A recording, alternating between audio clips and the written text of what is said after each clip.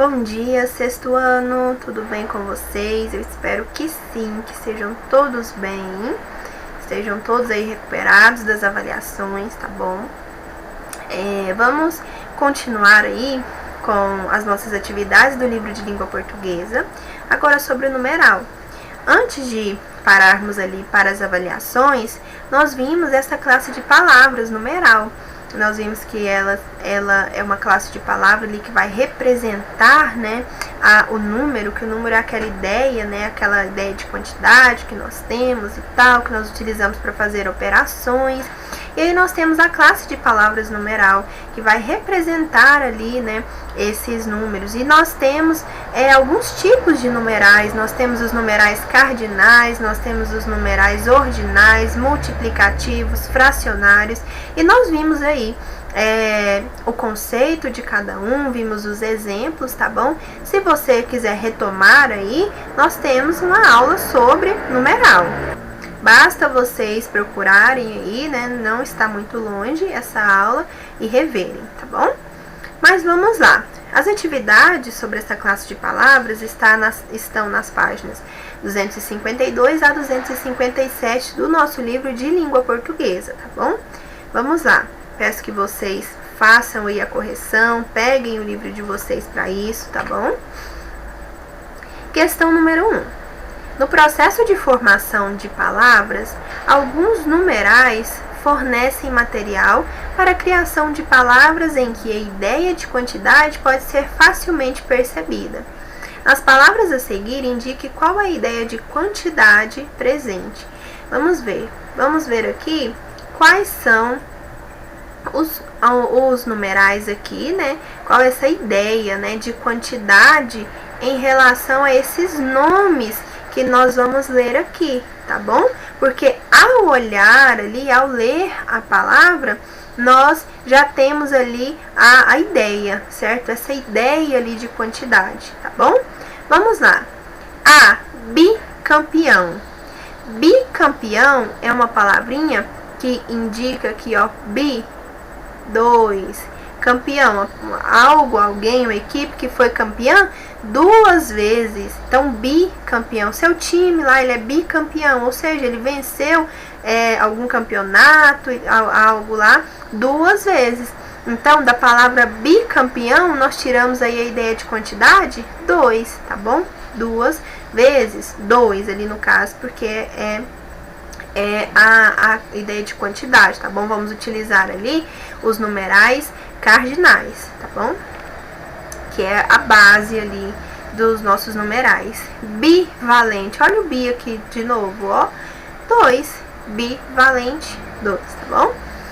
C, monomotor, olha, mono, vamos lembrar aqui das palavras monossílabas. Palavras monossílabas têm apenas uma sílaba. Ali a ideia do mono é o mesmo, tá bom? Então, monomotor, um motor. Dezena, quando nós falamos em dezena, nós estamos falando em 10. A quantidade ali é 10, certo? Dezena, cada dezena é de 10 em 10. Centenário, agora centenário, 100, bom? Centenário, 100. Pentacampeão, ai professor, esse é mais difícil, mas vocês que gostam de futebol mesmo vão imaginar aí. Pentacampeão, penta, 5, tá bom? Campeão, 5 vezes. Binóculo, olha o bi aqui de novo, 2, tá bom? Binóculo, 2. Triflex, 3. Hexágono, isso daqui já é lá na matemática que vocês vão lembrar. Hexágono, 6, tá bom? Hexa, 6. Hexacampeão também, ó, vocês conseguem lembrar, ó. Quadrado, pessoal, quadrado é o que? Não é aquele que possui 4 lados? Então, 4, tá bom? Quadrado, 4. Hexágono, se eu não me engano, são 6 lados, né? Mas aqui, quadrado, 4 lados. Semicírculo, semi é a metade ali do círculo, tá bom? Metade, semi, metade. Terceirização, terceiro, tá bom? Vamos pensar aqui, ó, terceiro. Ixi, apagou tudo. Deu certo não. Terceiro, por quê? Terceirização, nós temos a ideia aí de passar, por exemplo, o serviço ao terceiro, para uma terceira pessoa fazer metade, semicírculo é metade ali, ó, o numeral fracionário, vamos lembrar, tá bom? E terceiro, ordinal. Os demais aqui são cardinais, tá bom? Vamos ver se tem mais? Não, já vamos para a segunda questão. O poema que você vai ler agora foi escrito por Trilussa, 1871 a 1950, um poeta satírico italiano que viveu na época do ditador Mussolini, um governante que, para se manter no poder e atingir seus objetivos políticos, usava de todos os meios, inclusive da violência. Veja como Trilussa usou a linguagem poética para criticá-lo. Então, ele era um escritor que utilizava aí a sátira, né, para fazer o que? Crítica, tá bom? Então ele fez aí esse texto para criticar Mussolini. Números. Eu valho muito pouco, sou sincero, dizia o 1 ao 0. No entanto, quanto vales tu? Na prática, és tão vazio e inconcludente quanto na matemática. Ao passo que eu, se me coloco à frente de 5 zeros bem iguais a ti, sabes acaso quanto fico? 100.000, meu caro, nem um tico a menos, nem um tico a mais. Questão de números, aliás, é aquilo que sucede com todo ditador, que cresce em importância e em valor, quanto mais são os zeros a segui-lo. Então, observe, pessoal, o 1 ali, né, está falando que ele vale muito pouco, sou sincero, mas quando se coloca ali, né, à frente de 5 zeros, ele vale 100.000, então vale muito. Mas observe, ele no final ele ainda faz uma crítica, né, ele vale muito, mas para ele valer muito ele precisa do zero, daquele que não vale nada, né. Então é uma crítica, né? É importante nós fazermos aí a interpretação dos textos, tá bom? Por isso que a interpretação textual é muito importante. E entender ali que o autor desse texto, né, o Trilussa, ele vivia numa época ali que conheceu Mussolini, que foi um ditador, né, uma pessoa que inclusive utilizava aí da violência, né, para impor ali a sua vontade e tal. Nós entendemos melhor ainda, né, que aquele que se acha melhor, né, no caso o ditador, ele desfazia ali dos que não valiam nada, segundo ele, mas ele só valia alguma coisa por conta daqueles que não valiam nada, certo? Então havia ali aquela dependência. Então vamos lá. Inconcludente aqui é o que nós temos no texto, nós temos o dicionário aqui, né, que não leva a conclusão, que não prova, não resolve nada. Sucede, do verbo suceder, anteceder, acontecer, perdão. Escreva no quadro abaixo o numeral 100.000 usando algarismos arábicos. Nós vimos que os números eles são representados também por algarismos, né? Que são ali os numerozinhos, né?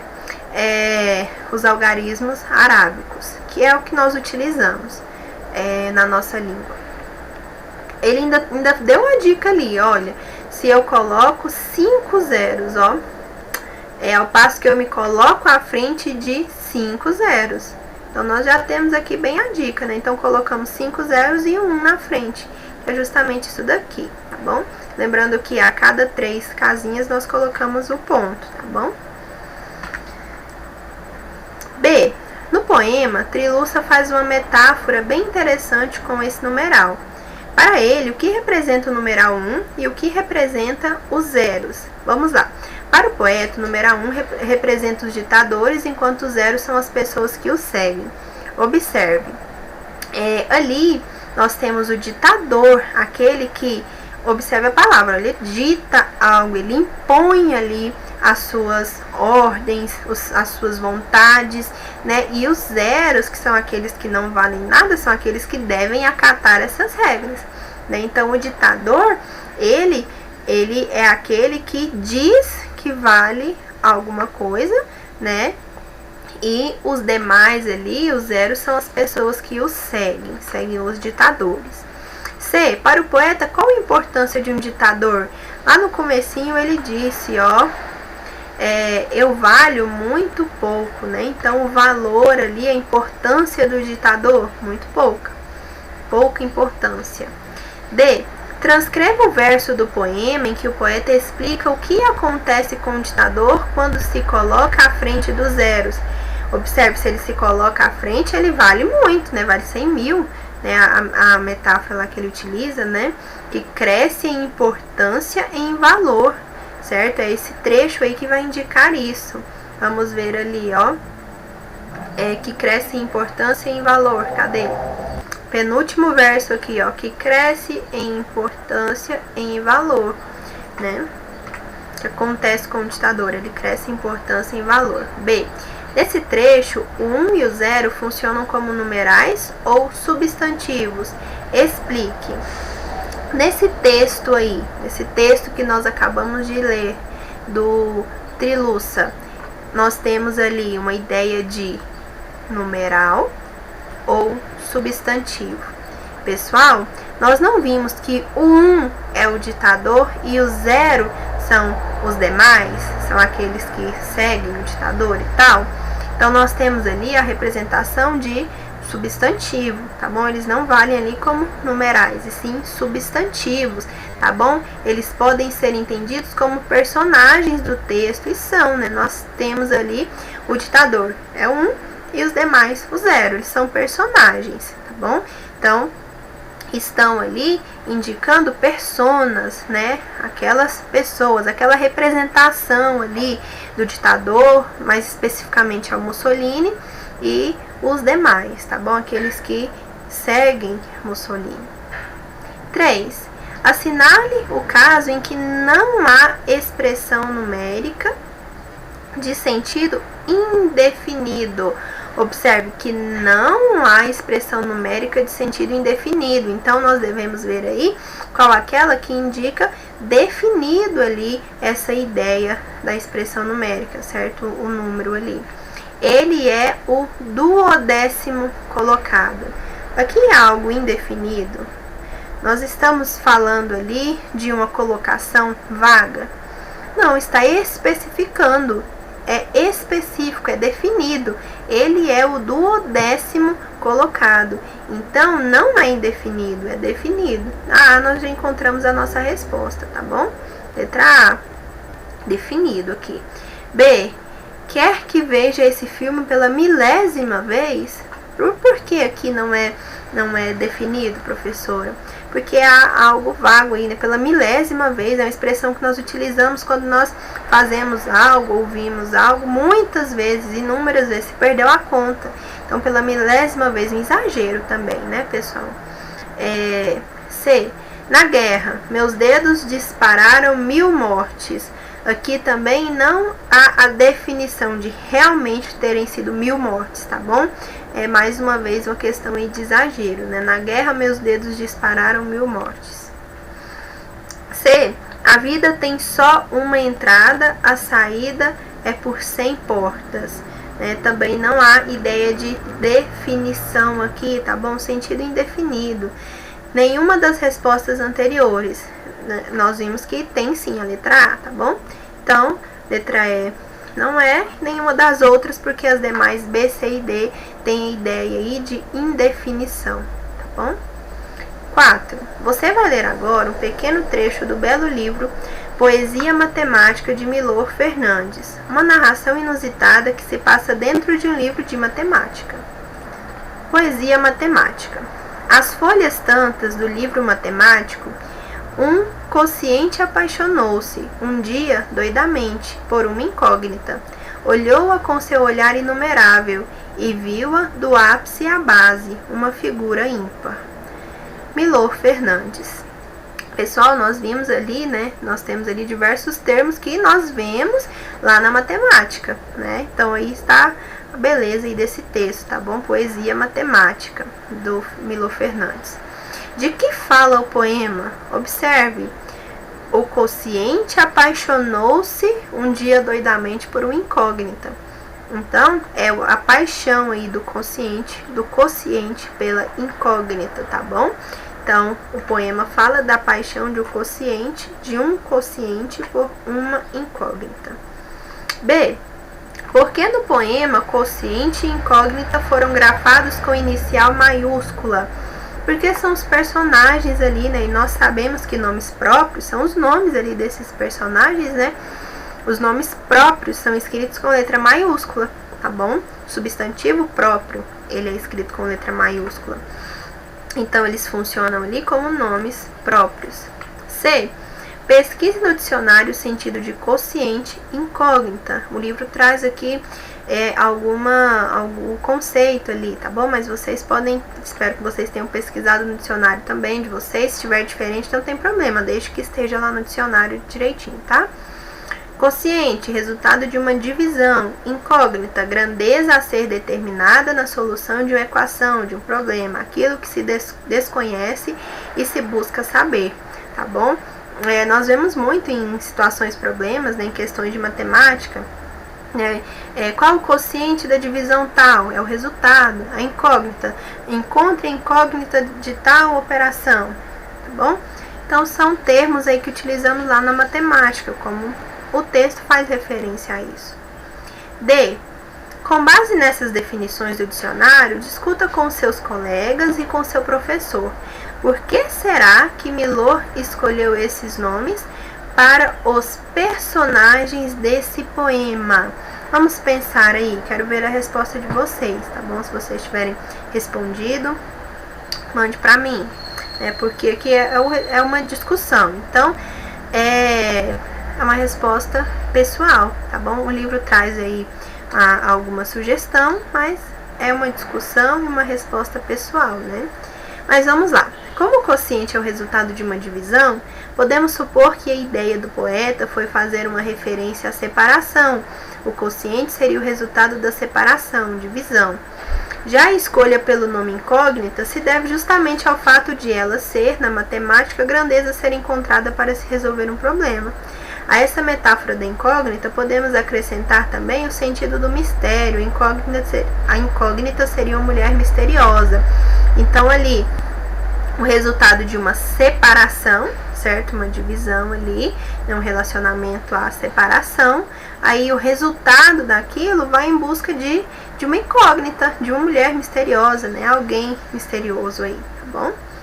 Então, temos aí essa questão aí da metáfora, tá bom? Da metáfora da incógnita e do quociente. O que o autor quis dizer com o verso e viu-a do ápice à base? Observe, olhou a incógnita da cabeça aos pés, tá bom?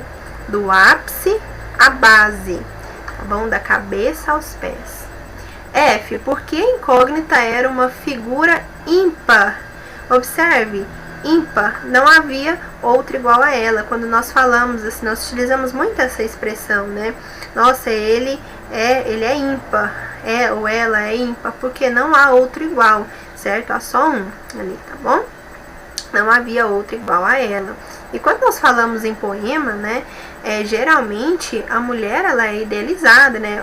Ou melhor, o amor ali, né? Alguém a se amar, a se apaixonar é idealizado, né? Então não existe ninguém igual, é perfeita, é alguém ali ímpar mesmo, tá bom? Por isso que ele utiliza essa expressão. Então ele escolheu ali muito bem as expressões para definir ali, né, aquilo que ele realmente queria. E se nós observarmos ali, é justamente um poema de amor, né, que fala de paixão, da procura da mulher idealizada e que ela é a mulher perfeita e tal.